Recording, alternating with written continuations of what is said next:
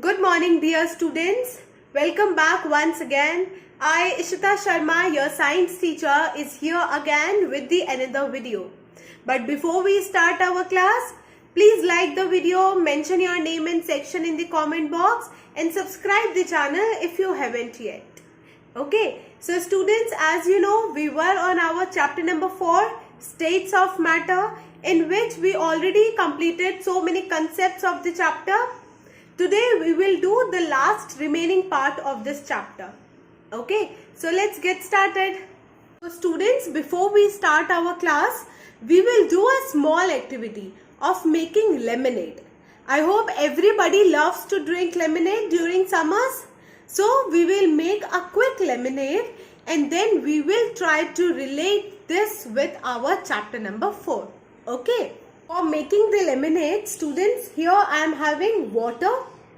Okay, so let's start the process. As the name suggests, it is a lemonade.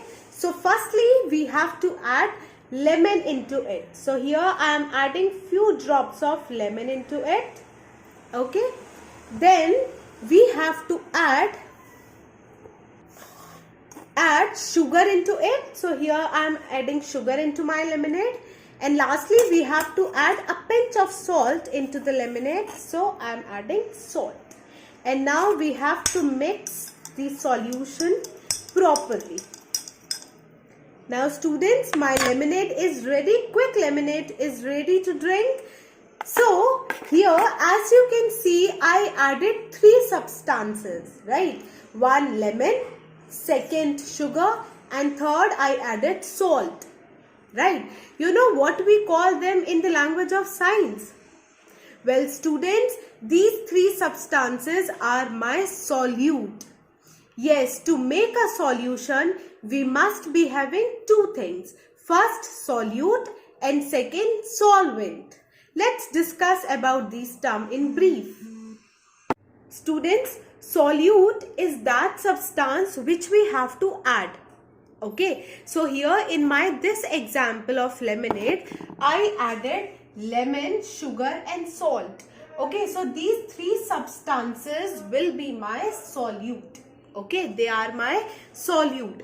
And solvent is that substance in which solute is added.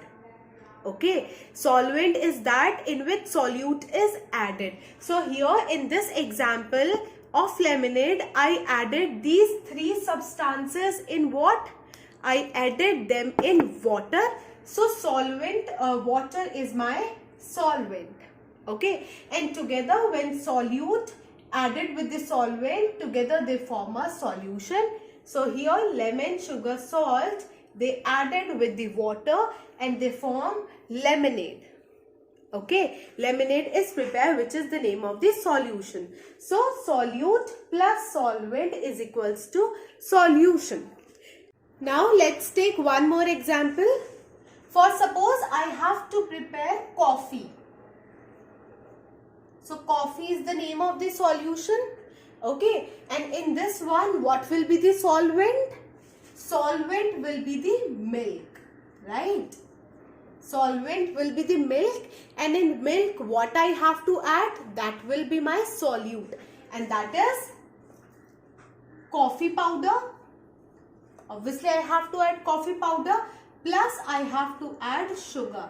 So these 2 substances are my solute, coffee powder and sugar. Milk is my solvent, and together they form coffee, which is my solution. Okay students, so I hope this solute, solvent and solution, these 3 terms are clear to everyone. Let's come to another concept. Students, some solutes can be dissolved in water while some solutes cannot. And you know what we call them in science? Well, those substances that can dissolve in water are known as soluble substances. For example, sugar and salt.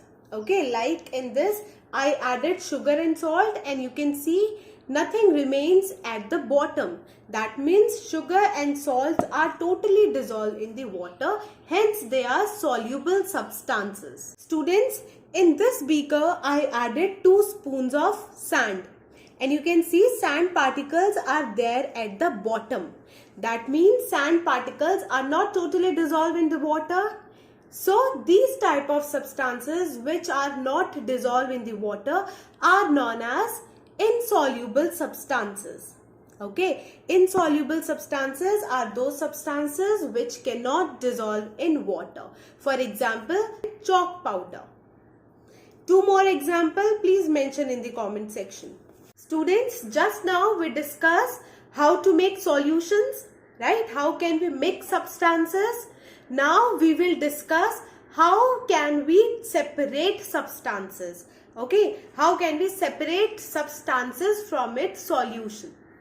Students, as you know, we have two types of substances, soluble substances and insoluble substances. So firstly, we will discuss how can we separate insoluble substances from its solution. Okay, so we are having three processes of separation. First is filtration, second sedimentation, and third decantation. Let's understand about them in detail. Students, you must have seen your mother using this filtration method in kitchen several times in different ways. If not, then carefully look here and try to understand. Students, I am having some grams and water. Okay, I added some grams in the water and made a solution of it. Now I have to separate grams from the water. Now if I start picking them one by one, it will take much time, right? If I will separate them by picking one by one, it will take much time. So instead of picking them one by one, what can I do? Yes, I can use a funnel. So with the help of funnel, I can separate the grams from the water. Here is my gram and the water, and with the help of funnel, I can separate both of them. See how. So now all the grams are there in the funnel, and what I receive here in the glass is clear water. So water and grams are separated with the help of funnel. So this is the filtration method. You must have seen your mother using this method while making the tea, right? To separate tea from the tea leaves, we use this method.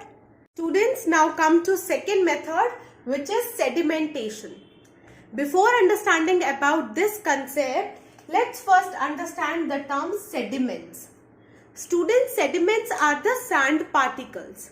Okay, they are the sand particles or the impurities. So I am having sand solution. As you know, sand is an insoluble substance. So all the sand particles after some time will settle down at the bottom, right? So in this sand solution, as you can see, sand particles are there at the bottom. So students, this process of settling down of sand particles at the bottom is known as sedimentation. Okay, after some time, all the impurities, all the sand particles, all the sediments will settle down at the bottom, and this process is known as sedimentation. Okay, now what is decantation? Students, when all the impurities will settle down at the bottom, then we can take this liquid out into another container and can use that water, right? So this process is known as decantation. When we pour this clear liquid into another container without disturbing the sand particles is known as decantation. Okay, pouring clear liquid into another container without disturbing the sand particles is known as decantation. Students, carefully look these pictures. In the first picture, we are having sand water, right? Sand water solution. Then after some time, all the sand particles will settle down at the bottom. And this process is known as sedimentation, right? Now, this clear liquid, we can take this water out into another container without disturbing this sand particles. And students, this process is known as decantation. Pouring clear water to another glass without disturbing the sand particles is known as decantation. Students, I hope these three processes are clear to everyone. These were related to insoluble substances. Now come to soluble substances. For example, sugar and salt. Students, we can separate sugar and salt from their solution by heating the solution. Yes, when we heat that solution, all the water will get evaporated and what left behind is the sugar or the salt. Okay, this is how salt is prepared by the method of evaporation, and your jams and jellies are prepared. Okay. Students, I hope this chapter states of matter is clear to each and everyone. Now, if you have any doubt, any query, you can write down your question in the comment section. Right? And as you know, after the completion of the chapter, you have to give me the test. So in the next class, I will take your test. Okay, so be prepared with this chapter. Learn all the question and answers, revise this chapter and keep learning. Goodbye, students.